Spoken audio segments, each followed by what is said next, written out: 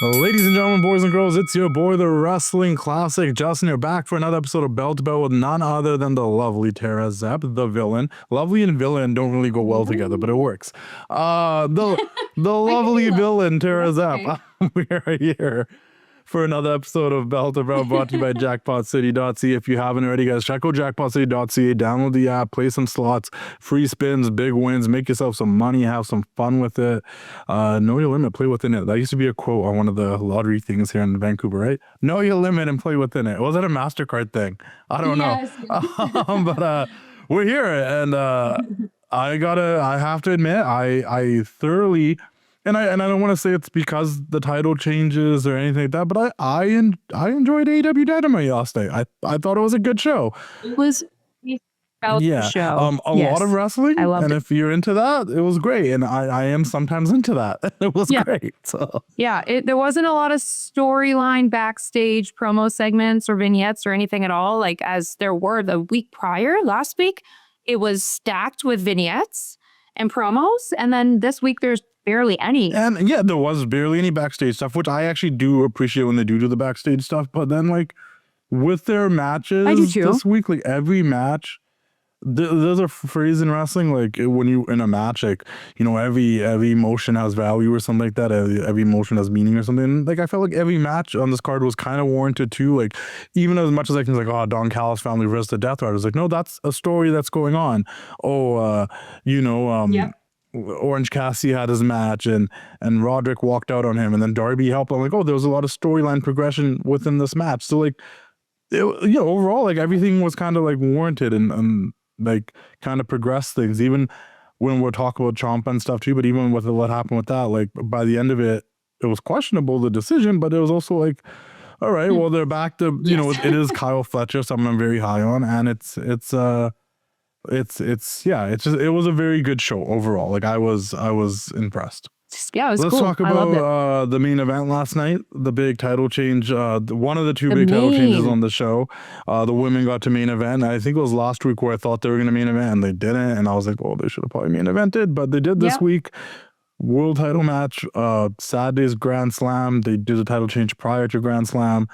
You've spoken very highly about it in the past weeks. I've spoken quite high about it in the past weeks, and that's Thekla is now the AEW Women's Champion. I'm on record saying she reminds me, and I don't like to compare people like this person's just like Shawn Michaels or something, but she reminds me of Luna Vachon. She gives me a little bit of Luna. And I like that because Luna's one of those people that never got her flowers to that extent or won a WWE Women's Championship, and it's cool to see Thekla, regardless how long this reign goes, as a champion. How do you feel about last night's match and Thekla?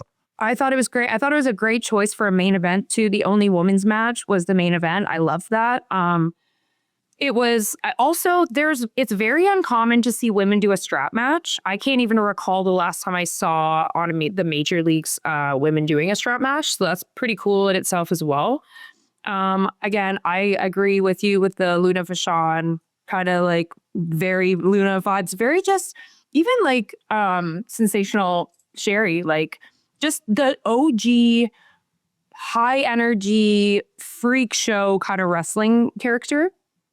She's not like anyone else. And I've been a fan of her since Stardom, like I've said in the past. And I was like, yes, I was so excited that she won. And it, Stat had the title for a long time and it was about time. So yeah, it was great. I also like forgot how long Stat was champion for. And then I was listening to something last night. I was like, oh, she won the title all out. So it's like, she had a healthy reign. Like it almost felt like she lost the title so quickly initially.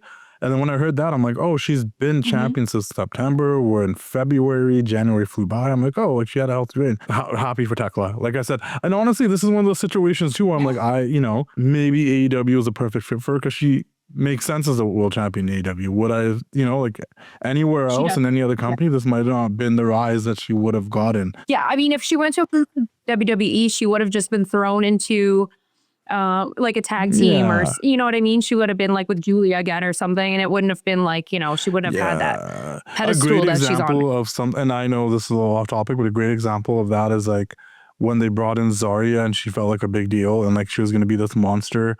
And then I've enjoyed what Zarya's been doing with Soruka, but then she's just become completely humanized and normal, like just another one of the girls, but just with face paint. Like, that is something I would have seen that might have happened to Thekla, and that would have sucked.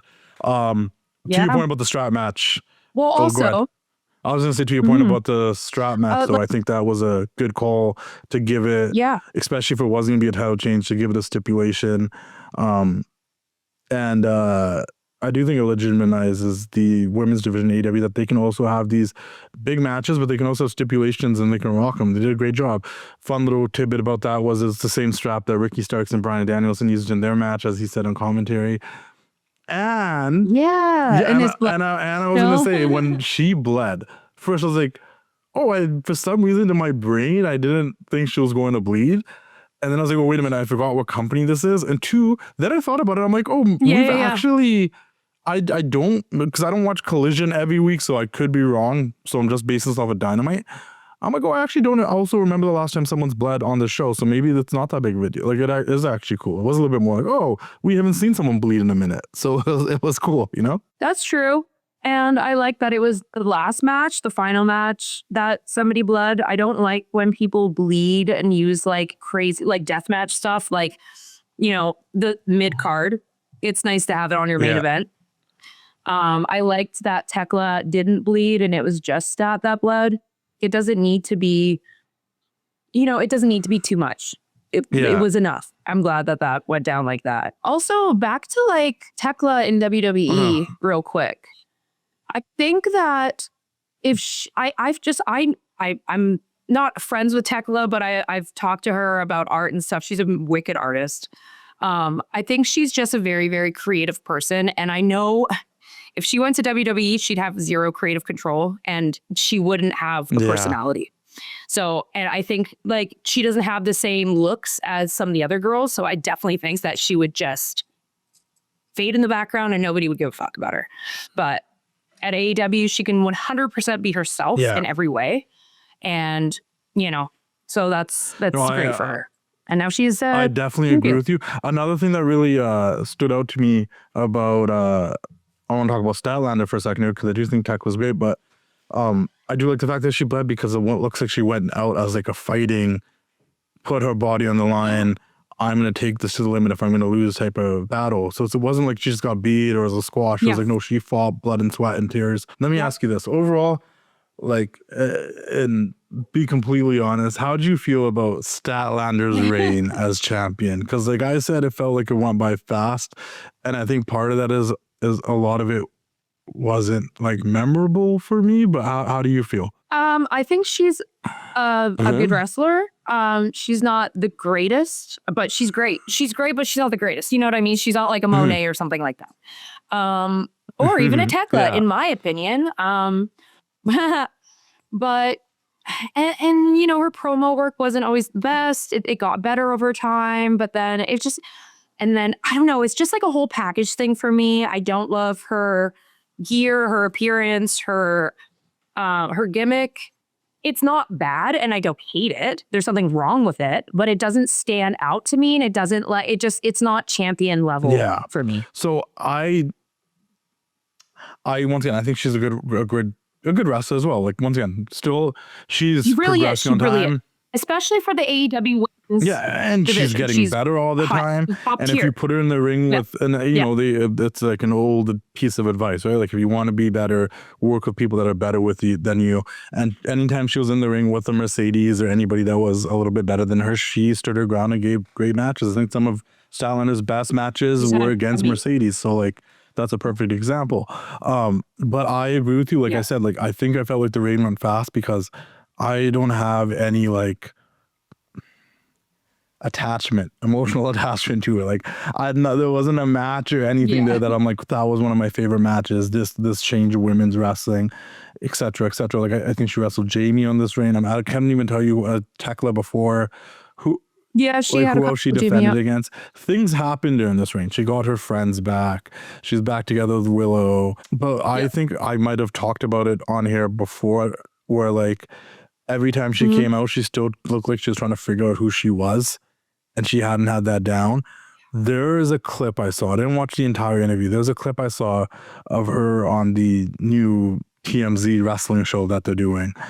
And she kind of broke down on that show herself. Like, she got into tears and she talked about, and I think this might have played a part of her maybe dropping the title, which sucks because maybe they weren't very happy about what she said. But there was a point where she was just like, you know, I'm not Toni Storm. I'm not Mercedes. I still don't know who I am. I'm still trying to figure it out. And she's like, I'm happy to be champion. And, you know, like, the match kind of got thrown out there. Like, Tony's like, I want to face you, and you. And then I won the belt. And yeah, I reunited with my friends. But, like, I still don't think, like, there has been a why. Like, why is this happening? Who am I? Da, da, da. And she's like, every week I go out there and I'm trying to figure it out still. So, like, even her, that's her herself admitting that she's still trying to figure out who she is as a character and a wrestler. And she teared up about it and she talked about it on there.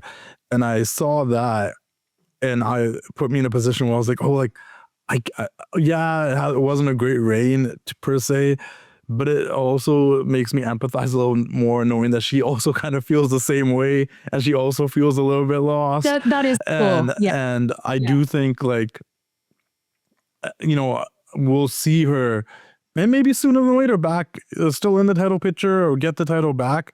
But I really hope, like, by the next time she gets the title, she knows who she is a little bit more. I think a perfect example of that too is, like, Toni Storm won the title 2 times before she was timeless. And what wrestling fans will remember the most is the 2 reigns of timeless Toni Storm, because she knew exactly who the fuck she was and her character and what she was portraying.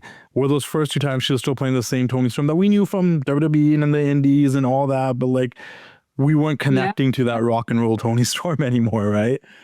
And I know. And I think I think it was an okay reign. It wasn't the greatest. It might not be the most memorable, but hearing her talk about it and breaking down about the same concerns that fans have, and maybe because she is reading the internet and stuff, but, like, for her to address it too, I'm like, like, hopefully the next time around we just feel different about Kris Statlander. Like, we're behind her, because there wasn't a real reason for the fans to be behind her. We never were given a reason to be like, yeah, Kris Statlander, our babyface champion, right? You know, and she said that. She's like, there's no reason for them to be behind me as a babyface. Like, we didn't tell no story about that. I'm not the underdog anymore. People believe I can win. So, like, I just got my friends back. Like, there's no depth to Kris Statlander. Yeah. And I feel that way, and I feel okay saying it now because I also know she feels the same way. So, like, Well, it's nice to know she's not an egomaniac too, as well. You know, she knows that she needs to improve, and she's self-aware, so that's good. We've talked about in the past about wrestlers winning their first match when they debut in the company, and you said you're not the biggest fan of that, especially if they're green. But Ciampa is not green at all, and he came in and in his first match won the TNT Championship, which was 11, I guess now 12 days ago. It's a new day. It's a new day. Yes, but 2 weeks ago, he lost the title to Kyle Fletcher, and as I said in the intro of the show, I like Kyle Fletcher. I don't even think he should have really ever not been a champion at any point. I thought, they dropped the TNT title because he was going to win the Continental Classic. Then he did not. So, you know, they put the title back on Kyle Fletcher, and Ciampa held it for 12 days. Now, granted, Ciampa's established enough that he doesn't need a long reign, or maybe he can tell stories without a title more so than a lot of other people can. But it was, like, kind of weird. Like, he just, like, won it and then dropped it, and it was a very competitive match. It really made it seem like it could go either way, but yeah, it was a great match up until there was a moment. Okay, so he goes to do the brainbuster off the top and then reverses it into a German, and I was like, oh, that's it. That's a murderous move. And then it was like 8 more falsies after that, and I was like, okay, now it's not even believable. And then it got to the point where Fletcher's, like, no selling him, and it's like, he should be he should be dead. But isn't that an AEW / Will Ospreay style is, but wrestling it's match? Yeah, it's kind of like the new indie style for sure. Like, you know, like, yeah, definitely an Ospreay would no sell to Bandito. But yeah, I don't know. I just think that Tony kind of if you will, blew his load a little too soon on the title change. I think that he could have kept it for a little longer, built that story up a little bit. The stories are too quick. There's not enough build. And I think we could have waited. And that's where I think I agree with you, because like, even though like I'm happy Fletcher's champion, I'm never going to argue that Fletcher shouldn't be someone they're positioning as a future star in this company. And he's right now, but he's like a future world champion, I think, in my mind. But to your point, like, they don't sell. If they did all those crazy moves to each other, then after he's walking around cutting a promo fully coherent, like, I feel like, okay, then these moves don't really do anything. I thought, Exactly. because they were doing the whole like, there's 10 minutes left in this match, like, announcements. I'm like, oh, these guys are just gonna kill each other until they go to a time limit draw, and then they're both just gonna be knocked the F out laying on the ground, which would be more understandable. Like, oh, they went through every last breath, did every hard-hitting move on each other, kicked out, and now both of them can't get up, and we're gonna continue this story. Like, that's what I thought what might happen. I thought, hey, even after with all the stuff that happened with Mark Briscoe, take it to Grand Slam. Take it all to the Revolution. Ciampa, Briscoe, Fletcher, triple threat. If you want to throw a fourth person there, knock yourself out. And then maybe that's where Ciampa drops about. But then it's just like the Thekla one felt warranted, like it needed to happen. This one didn't feel like it needed to happen when it happened. I'm not mad that it happened once again, but it didn't need to happen when it happened. And it's like, now also considering what happened after where Mark Briscoe answered Kyle Fletcher's quick open challenge. And I think, part of it is like, but then again, like, part of it was like Fletcher in his promo, oh, I want to walk into my home country as champion, and I said I was going to do that. He could have just won the belt there.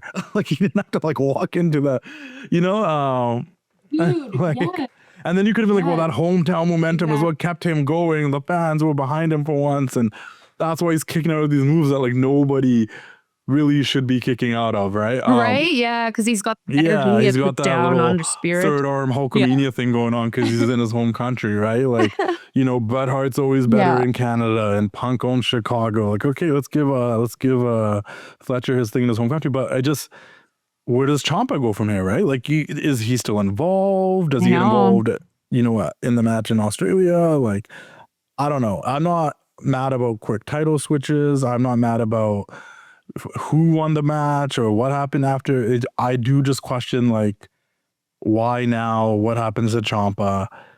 And in my number one AEW problem of like, you could have told a longer, better story with this. And I think this even goes back to like another example, if you guys have been watching this show weekly, when I said I wasn't mad about Willow being the one to beat Mercedes, but they also really stripped us away from telling us a good story to get here, Right.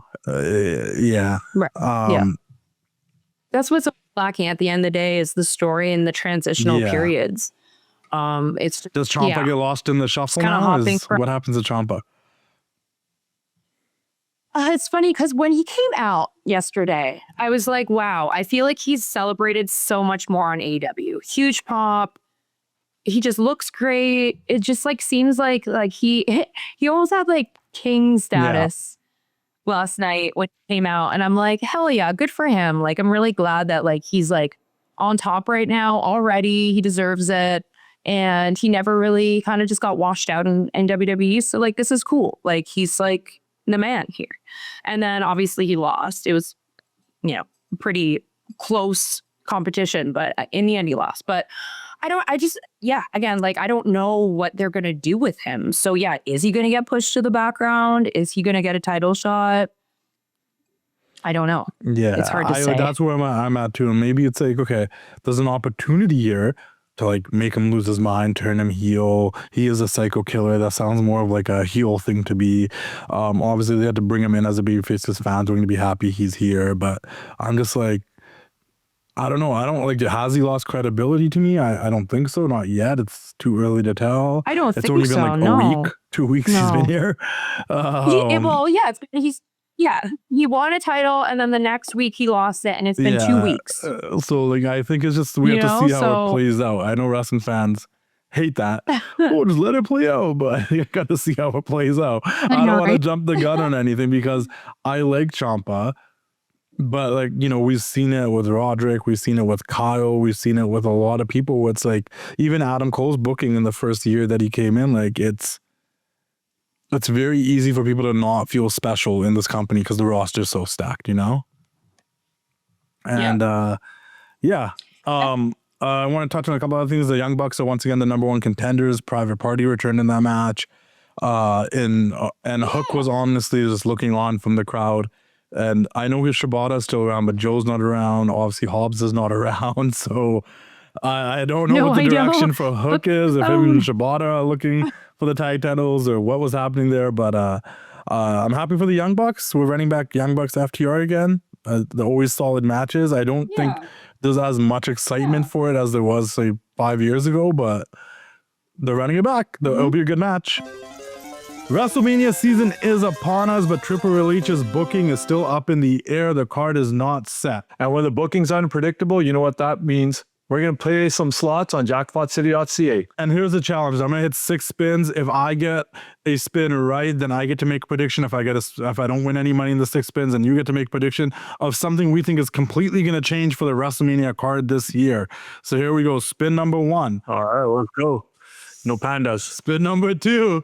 Let's get this. Pandas are mad at me. So close. Spin number 3. No.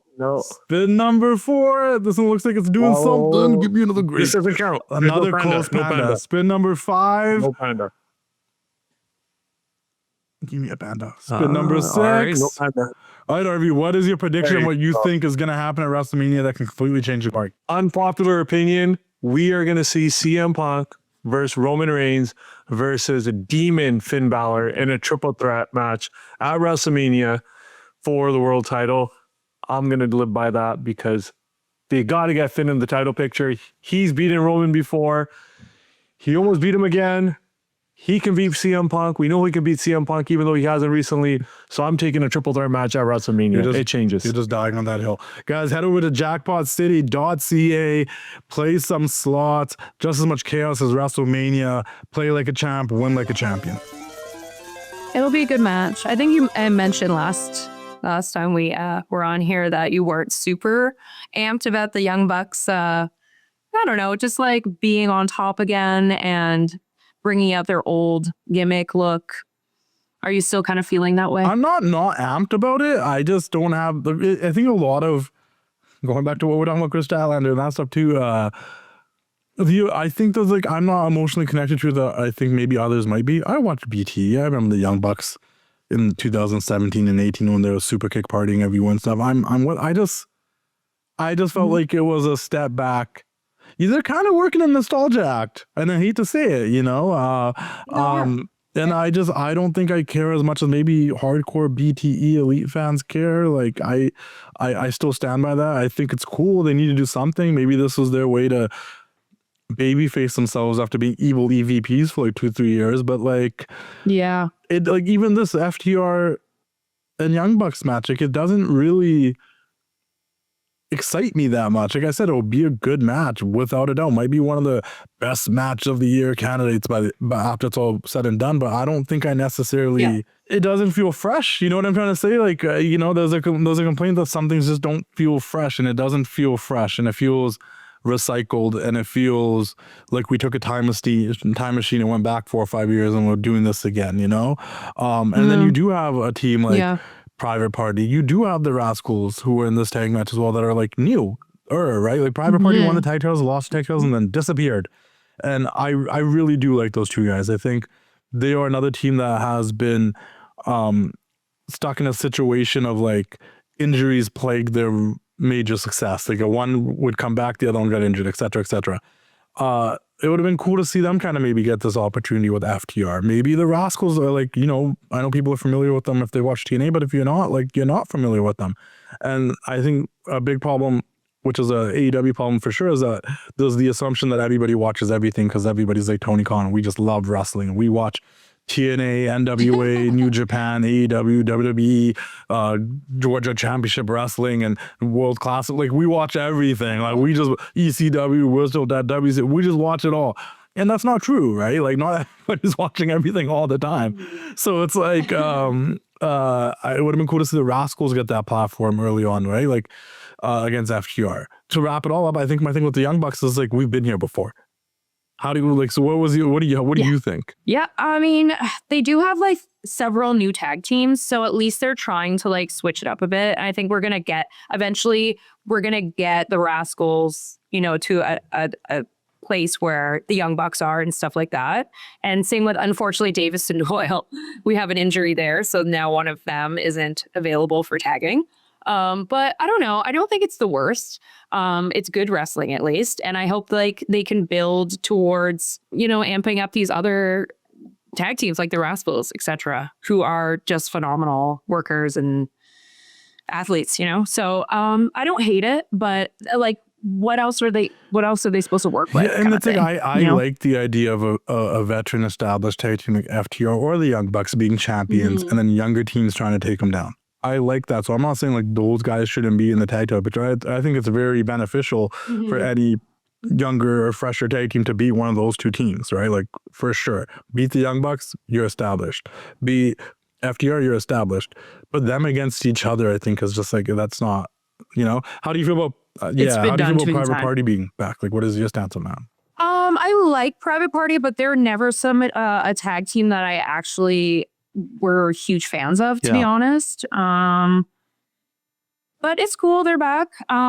Is it bad that I didn't really super notice they were gone? I didn't know that they left due to injury. I thought they were just another team that AEW kind of put on the back burner. I can't confirm this time they left for injury. I'm saying in the past, throughout the years, it's usually been injuries plagued them. I don't know. They might have been left on the back burner this time. I'm not 100% sure. I'd have to look into that, or maybe one of our producers can give us a 4-1, but I actually don't think it's a injury. But why don't you care about Private Party? Why do you have no emotional attachment to Private Party? So I'm talking about emotional attachment. I think that they are a lot like a lot of other tag teams in WWE and AEW. I don't think they have anything super, super special. They don't look super, super special. They don't have like a interesting character other than like shots.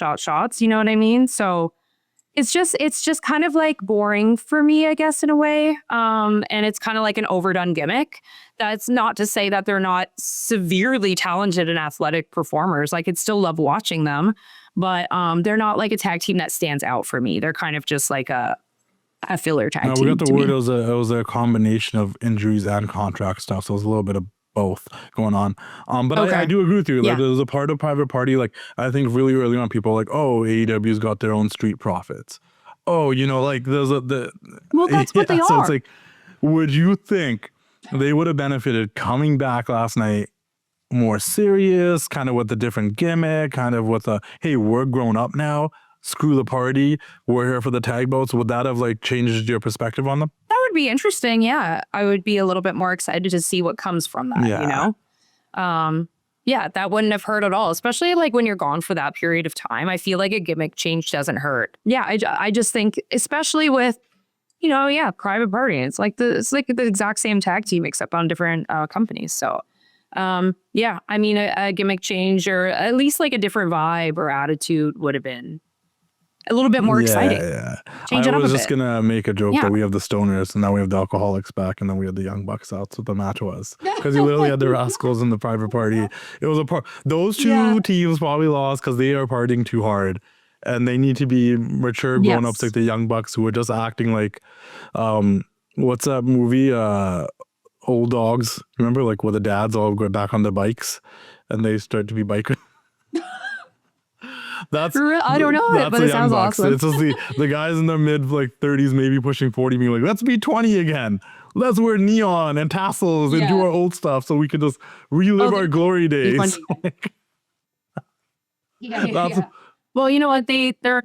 They're looking 20 again, so that's fine. Listen, they're great. They're honestly, at the end of the day, arguably one of the, and I say arguably because it depends what generation you grew up with, because I could say this now and someone's going to be like, Rock and Roll Express or like Legion of Doom or like the Hart Foundation, but like, or Hardy Boys, but arguably in the discussion forever and always as one of the greatest tag teams of all time. There's no doubt about that. Absolutely. And sometimes I don't want to admit it, and then I'll watch their matches, and every single time I'm like, these guys are flawless. They are so good at what they do. Change the game. They own the right to all of that 100%. I hated the vest the vest look when they were heels. I pissed me off.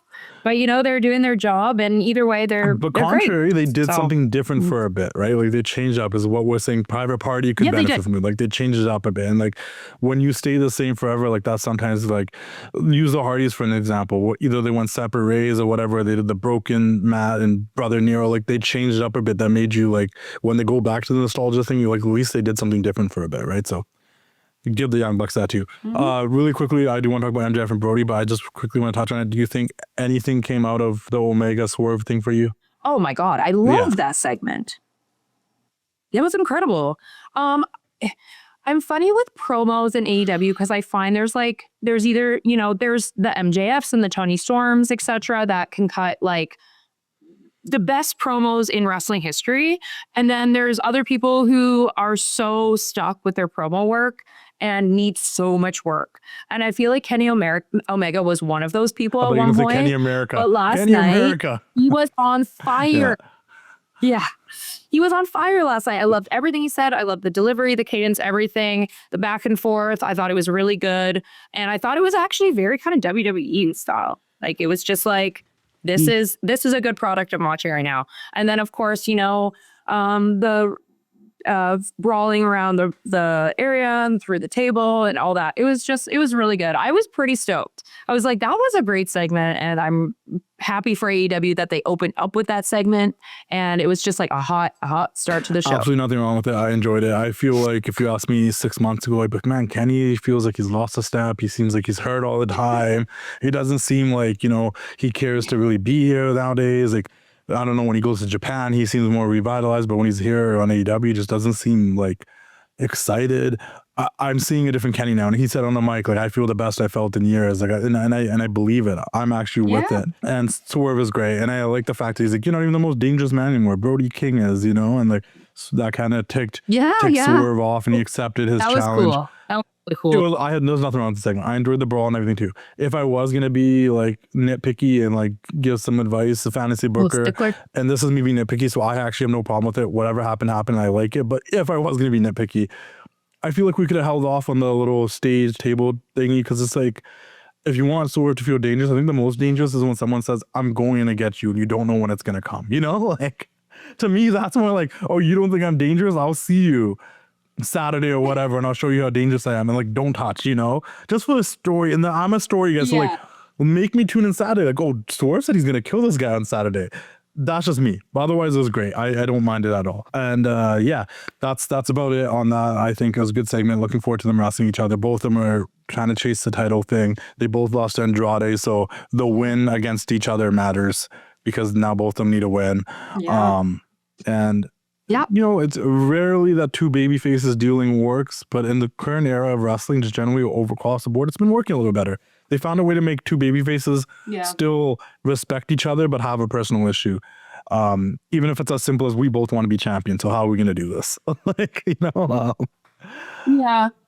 feel like Kenny's more baby for me, and Swerve is more tweener for me. I feel like he's on the edge of being I think, and I think which is good. He should be a bad guy. I don't want to see him. We've gone away from him walking around with Hangman being in their bromance. So let's keep the chain boys. With a sharing a chain. Let's move on from that. Brody King's wrestling MJF in Australia this Saturday for a Grand Slam, which thank God I paid attention to the video package, because initially I was like, wait a minute, next week's Dynamite's not Grand Slam, it's on Saturday. So I'm glad. So now I'm going to tune in on Saturday and not miss it. How do you, because there's not the first time they've done it, but how do you feel about like, hey, this is technically the go home show, and we're just going to give Brody and Max a video package rather than really, and they cut promos in it, like they were like pre-recorded promos, but like not really be there in person to like, hey, let's last ditch effort, sell the people on this match. Yeah, I mean, it's AEW style. The storylines are never long. They rush right into things. It doesn't surprise me. I mean, they have had a lot of good back and forth segments. Well, not a lot, but they've had a couple, and they were pretty important and hot. They had a lot of heat. So I feel like it was almost enough. But yeah, like you're not wrong. They rush into stuff, so that's just the way it's I, going to well, be with the I'm AEW. on And I'm on the side of like, I don't think Brody's gonna win anyways. This is just like another defense for MJF. They did a good job making Brody get there without him having to actually work up the ranks like everybody else, with them just beating MJF in an eliminator match, which we talked about last week. And that's why it doesn't bother me so much that it was just like a promo and going into it. But then there's word. yeah, Obviously, last week there was a lot of anti-ice chants with Brody King, which was even caught by mainstream media. Like, it was on the news, like regular news Yeah, it was where they huge. talk about current events in the world. They talked about Brody King and the anti-ice chants in this company. And then now there's it's been said that, the word is that WBD, Warner Brothers Discovery, kind of wanted to keep Brody King off TV because of it. And I don't, which I mean, didn't surprise. I don't know that. Well, now we're getting word that Warner Brothers said they didn't have any involvement in Brody King's upcoming AEW schedule. Any speculation to the contrary is categorically false. Brody is scheduled to appear in the next AEW event, which will air Saturday on TNT and HBO Max. Listen, that's probably true. That was a word going around that they did. And I think people just, in the past, obviously there's been Jay Briscoe and others that weren't allowed to appear on their network because they didn't appreciate something they did years ago. I just, as someone that's worked for large companies and corporations, I take everything with a grain of salt. You do what's best for your PR. Maybe they did, and now they're backtracking. Maybe it never happened at all. Who knows? But we'll find out as Brody King shows up on TV in the coming weeks. But do you think the disc? Yeah, I wonder what this means for fans too. To be honest, like fans that are anti-ice, are they gonna be like basically like petitioning and like rallying against it? Like, is this gonna cause like some huge movement that people aren't really expecting, or are people afraid that maybe fans are gonna like go nuts? So maybe that rumor started, or so people don't get too caught up in the anti-ice movement. Oh, so you're saying maybe the rumor started know. so they can kind of stop them from doing it, so it doesn't get Brody in trouble. Yeah, so maybe people are like, ooh, maybe we shouldn't be doing that if we have a chance of losing Brody.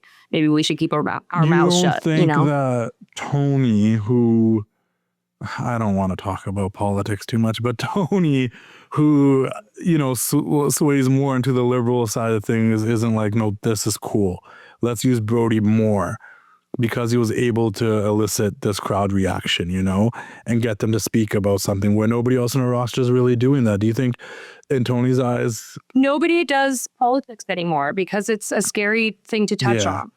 One of my favorite things, I know it's totally one of my favorite things was JBL praising Bad Bunny's Super Bowl performance, because he did the old, why are they playing football at Bad Bunny's concert tweet? And I'm like, this is so not 2004 JBL. Go on. Yeah. Do you think it helps Brody, or people are outspoken on both sides? Do you think it helps Brody, or do you think it helps Brody, or do you think it hurts Brody? I don't think Brody gives a hot goddamn. I think that Brody's going to say what he's going to say. And I think if he lost his job at AEW, then he would still be as loud and proud as he's always been since he was like a teenager. All of his bands in the past have been political punk bands. It's like, that is who he is. That's how he was hired. And that's been his character all along. To say people would be shocked is appalling and stupid. So is it like that's who he's going to be forever? And I think, any publicity is good publicity in a sense, that like everyone knows about those ice chants now, not just wrestling fans, like the world. So he's making waves either way, whether it pisses people off or not. Like he is, and I think that's what he wants to do. So it's interesting. I'm curious to see, and I think because he elicited a response from the crowd, and he's kind of now seen as this person that has a stance and values that it might, as long as the network's actually not mad at him and this isn't just a PR thing, then I can see him being featured a bit more as this baby face to a certain audience, and I think Tony would like that. That's how I feel. I think that maybe post Grand Slam we're gonna see a little bit more of a Brody rise in AEW. And let's not forget, like, when Punk was talking about women's rights, trans rights. Like, I feel like AEW is a platform where you can say and be whoever you want. Yeah. And I think that's incredible that exists now. That before that existed, we just had WWE where you had to keep your mouth shut. If you said anything, you don't show up anymore. You know what I mean? So I think that's really cool that you can be creative and have a political stance or not. You know? I think that's a perfect transition to what I want to talk about next really quickly about, about in AEW being able to be creative and a little bit more freedom to kind of show who you are and be who you are. Max, MJF was just on CVV's podcast. I caught a couple of snippets of it this morning and read a bunch of the headlines and stuff. And one of the things that stood out to me is obviously since day one, Max MJF has been talking about the bidding war. WWE wanted me and AEW wanted me. And who's going to get me? And then there was a bidding war of 2022 when you had to reside, you had to pick a place. And, he's talked candidly in other interviews as well in the past week. He did a lot of Super Bowl media about like, no, I did talk to WWE when I was 22, 23. I did talk to them. They reached out. We had a conversation. But the thing that made AEW stand out to him was obviously Cody gave him that opportunity at All In, which got everybody's eyes on him. But it was more so, he's like, I talked to Tony on the phone and we were on the phone for 2 hours and we were just talking about the territory system and like old school wrestling. And I felt like this is someone I could work for because we appreciate wrestling the same way. And then on the other note, he really mentioned like, with WWE, like, with AEW, when I started, like Tony believed in me and my character and what I was doing, that like I had a very short leash, like I could get away with things. He's like, now I'm at a point where I have no leash at all. Like I can do what I want to do. And I'm trusted. I'm a top star, and like I'm a draw, and it's been proven. So like I have like no leash at all. Where I just want to say, like, I think Max, he's 29 now. He won his first out at 26, so I think he's 29 now. I think I met him when he was like 20 or 19. But like Max, like so young still, and we've seen the top of the card in WWE, and Punk's in his 40s, Seth is pushing 40, Roman's in his 40s, like everyone on the top of the Cody's in his 40s. I'm pretty sure, if not like late 30s. A lot of the top of the card is older stars, which in my mind puts me in the position to be like, I think it's good Max didn't go there. I don't think Max is never gonna go there. I think he will one day. I like his loyalty to AEW. He can be the top dog here. He wasn't going to go to WWE and automatically be a top dog. Would he be in featured storylines, maybe running it back with guys like Cody and Punk and going face to face with Roman Reigns? 100%. But he wasn't going to be who he is in AEW, at least not yet. And I think I really like the idea that he's sticking with AEW because there is a theory of like, you don't want to be the big fish in a small pond for too long because then you might lose whatever momentum or steam that you have. But I don't think that's Max. He's doing movies. He's growing all the time. And maybe the next contract around, it's a more serious decision. He's making a lot of money. He's probably making, and he did mention something like, if they put a contract in front of me and the money's right, then that will make a difference. Maybe if WWE offered him more money and more incentives, it'd be a different story. But I think... I agree with the stance. I know a lot of people are like, he should have been in WWE. This now I'm like, doing what? Feuding the Miz at WrestleMania this year or something? Like, like he could have just been thrown into NXT like Blair Monroe did, or Blake Monroe, Ricky Sayers or Ethan Page. You never know. I would assume, and I would hope he wouldn't be, but he's not an NXT guy.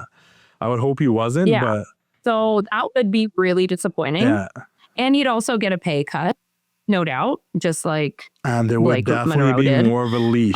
There was a leash in WWE. No matter what, there's always an invisible. You can and you can't do that. Yeah, if you're a top star, we'll let you get away with a little bit more, but you still have to do what we tell you to do. You have to make the company look good. You're better off just playing the. Punk is a perfect example of someone that went back there and is doing everything right that WWE wants him to do, and he's really happy there and whatnot. But Punk in AEW was saying whatever the heck he wanted, and you know what I mean? There is a difference, And I think if MJF went there, we might see it too. So things are changing all the time. WWE is changing all the time. maybe by the time MJF goes there, they will allow him to be more MJF. He'll be considered more like a top guy. He can go there and come in the same way. Who's a wrestler that like AJ Styles, who just totally skipped NXT and everything because he was established enough that we're just gonna put him on the main roster. You know, AJ Styles. I still don't know what the plan is for Will Hobbs. I don't know if he's on the main roster or not, but you know, for the most part, I haven't heard much at all. yeah, for the most part, it'll be interesting to see the landscape of wrestling 5 to 10 years from now where Max ends up. I wanted to bring that up because I strongly believe he is making I know a lot of people don't like, he should be in WWE. This is dumb. Why is he still in AEW? He's making the right choice. He should be there right now. No, it's not his time yet. I think he's smart enough to know that too. And I don't believe that WWE would let him get away with taking so much time off for making movies. There's no way. If he had a contract with WWE, he's with WWE, he's touring 365 days a year. He's not doing movies. So yes, he has not only more creative freedom, but he's got freedom to do other shit too. And that's what's awesome about AEW. And he could also do other things too. Like he was wrestling at HOG and like all these other places and putting other guys over. And, you know, he gets to do that. And he's young enough that he's got a good 12 years to go to WWE. I like my AJ Styles comparison because like when AJ Styles came in, he was in TNA for so long, but it didn't make AJ Styles lose any momentum, you know? No. It's because his work speaks for itself. He's so good that it doesn't matter. You know, he's undeniable. So no matter where he goes, no matter where he is, he's going to be top dog. So I think it would be as weird as like, it wasn't weird. Obviously, it was super cool at the time and watching it back, it's super cool. But like when Flair came to WWF in 1992, he felt like the WCW guy that came to WWF. He felt like the Georgia Championship Wrestling guy that came to the WWF. And then he was gone. I feel like Max would feel the same way for a minute. Because he is the AEW guy, obviously he can shake that off. Like AJ shook it off. He wasn't WWE. He felt like a WWE guy by the end of it all. It just I don't know. I think when the time is right, he'll do it. I just wanted to bring that up because I thought it was a good point of, you know, I think that's always an argument online. Talking about Will Hobbs and stuff too, as we brought up recently, there's a lot of big guys in the WWE now. We saw a standoff between Oba, Femi, and Brock Lesnar in the Royal Rumble. That, you know, they teased us a little bit. They hit each other here and there, but there wasn't a lot given there.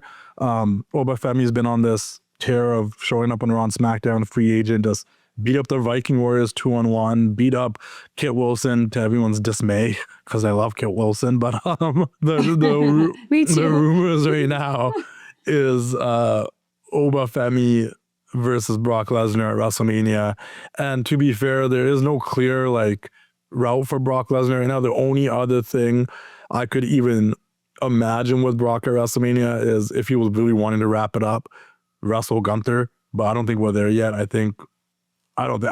No. But then I also didn't think AJ was going to retire yet, so I don't know. But how do you feel about Oba and Brock at WrestleMania? I think it's I just picture like Brock giving Oba like 17 F5s because I feel like in every single match, especially like WrestleMania matches or whatever, he's just like, all he does is just beat the shit out of people and like F5 the shit out of them. And I'm like, you can't do that to Oba. Like Oba's gonna kick your ass. So I'm really excited to see like the chaos that endures from them. Like it's gonna be insane. I do think it's gonna just be murder. I do think, and I don't know if it's necessarily gonna be this WrestleMania, but I just talked about it with the MJF thing about how a lot of the top of the card is in their 40s and they're getting older. And I think Cody will be around for another 10 years. And I think Roman will be popping in and out for years. And Punk said he's in a wrestle till he's 50 and he's 47 right now. So, you know, you got a time limit on that a little bit. Yeah. But we need to start pushing the younger guys a little bit harder. Like now with the word that Braun is out, Braun Breaker, and he might not make it to WrestleMania. Like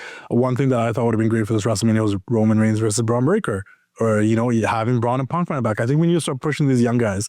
We need a WrestleMania like WrestleMania 21 where like Batista and John Cena were standing tall at the end and they were the next guys up, you know? And because of that, I think Oba and Brock is a great idea. Because I think if anything, we need 1, 2, maybe 3, maybe even 4 matches where it's like a young guy versus an established guy on the biggest show of the year. So we're showcasing the young guys properly. And we're saying, hey, these guys, of course, like, whether it's, I was thinking about this yesterday and it's not going to happen. I was like, man, I don't even care if Cody doesn't get a title shot at WrestleMania this year. And it's like Drew versus someone else, Jacob or someone else, because I'm like, Cody versus Trick Williams in a meaningful match at WrestleMania would mean more than Cody just winning the title again. And that's the same way I feel about Oba and Brock. Like Oba and Brock would mean a lot more than just like Brock losing to Gunther or like Brock against a Cody Orton or something, you know, like let's start thinking about the future now, which I think WWE has been, because with all these call-ups and with Oba and Trick and Javon, they're like, okay, maybe Roman Reigns had a point when he said, hey, if you look 2 years ago, the top of the card looks exactly the same. The creatively, we're not really pushing our new stars or getting the on Pat McAfee show. Like there's truth to that. And I see them doing it now with Braun Breaker and Trick and all these people, but let's go a little harder. Let's use WrestleMania, the biggest show of the year, where even wrestling fans, I mean, people that aren't even wrestling fans tune in because it's WrestleMania. Let's get some people over. You know, they do great with the women. I just want to say that though, with the women's side of things, pushing Tiffany and all, Julia, and trying to give people these opportunities they've done better with. You know, they brought girls up and then put them up to like. But on the men's side, it's like we've had the same top of the card for a minute. That's true. But, you know, there are some new guys that have just all come in as of like very recently. You know, I'm saying. I feel like they're Trick. focusing on it in the last like 6 months. Like that's why I think Oba and Brock would be great, because it would push that narrative that I think they're trying now, you know? It would be a great situation for that to push Oba, but also just the match in general on that platform is exciting. Yeah. And I think that's a very good decision making. Like, you know, build stars that we can believe can be world champ. Like we can't sit here on the Roman Reigns, Seth Rollins, CM Punk, Cody Rhodes, Brock Lesnar. You know what I'm trying to say? The Usos who have been here like since 2010. Like we can't like that's you know. On the other side you have Tiffany, you have Jade, you have Stephanie Vaquero. Like we're trying. You know, Liv's in her moment right now. We're trying. Let's do that with the men too. Like let's get some new people up there, you know. And have Drew. As much as I love Drew, like Drew's also been here since like 2010. Like, you know, like he's been in the been around for a long time. That's what, when you put in that perspective, you're like, okay, yeah, Trick, Javon, Carmelo, Oba. It's almost their time. Like we're yeah. I'm not even saying like it's I'm not even saying like it's their time necessarily. Like they need to be winning the world titles by the end of the year. But I mean, like let's put them in the contention where we believe it. It's their time. Yeah. Let's make Jacob Fatu. It's their time to like get in there, and the legends are slowly weaning themselves away. Let's get Jacob up there. I don't know if it's like Triple H Solo being like, Sikoa. Yeah. I think that's it for this week's episode of Bell to Bell, guys. If you haven't already, make sure you check out jackpotcity.ca, download the app, play some slots, free wins, free spins, big wins, just as much chaos as you see in the wrestling scene. There's some wrestling games on the two that we played on here in the past. You guys can play those. Those are kind of fun.